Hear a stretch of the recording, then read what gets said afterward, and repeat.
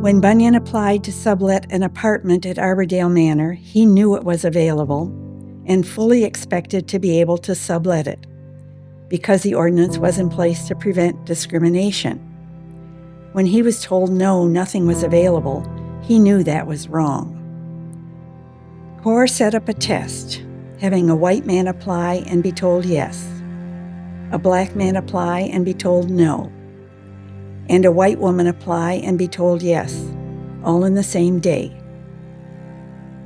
Bunyan went to the city attorney and the human rights commissioner to make a legal complaint.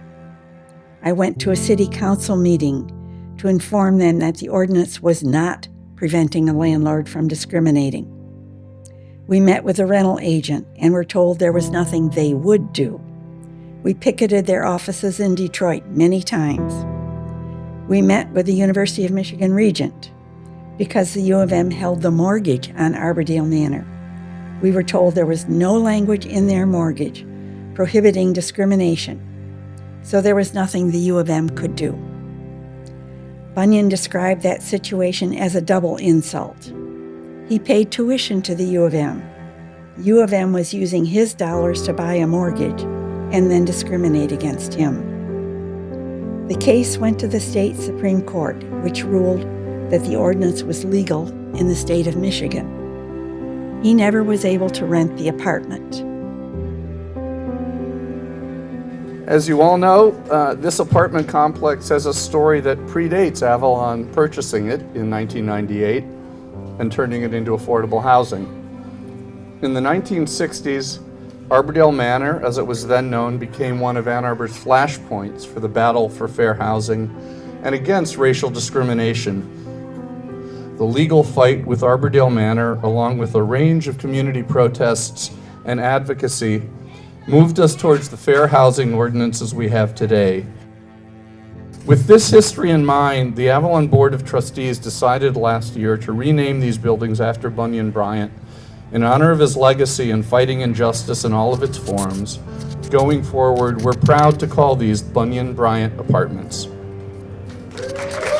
Yeah. We're here honoring Dr. Bryant and Jean, who's with us here today. I know we clap for her, but I think we should clap for her again. But when you think about it, honoring Dr. Bryant, a professor, a loving husband, and advocate for housing justice is an important part of our mission. Because we know that Black people have borne the brunt of housing disparities and discrimination for decades, really centuries in this country, we know that even when there are laws on the books that are meant to protect us, we still struggle for fair access to housing. And we know that the work of Dr. Bryant, the work that he did in 1964, is the same work that we're doing here at Avalon in 2024. Working to make sure housing is a human right available to everyone, regardless of wealth, social standing, color, creed, anything. You're welcome here with Avalon, and I think we show that through our work every day.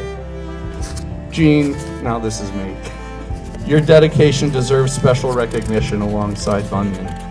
Most of you know that it is Avalon's linkage of housing, services, and community building that is the core of our work, and our community center spaces at our larger properties are key to this.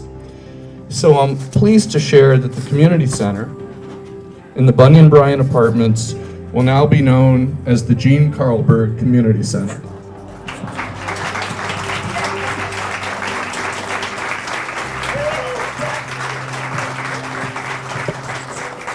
And I'm really happy to see the progress and I was making for Avalon Housing.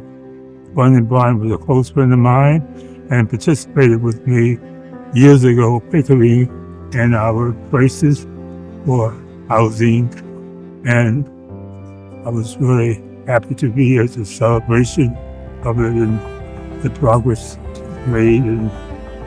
But we fought so that we could have this housing. And it's sad to me that here we are in 2024, still fighting so that we can live in decent housing. Bunyan was totally surprised and very gratified to learn of the proposal to name it for him.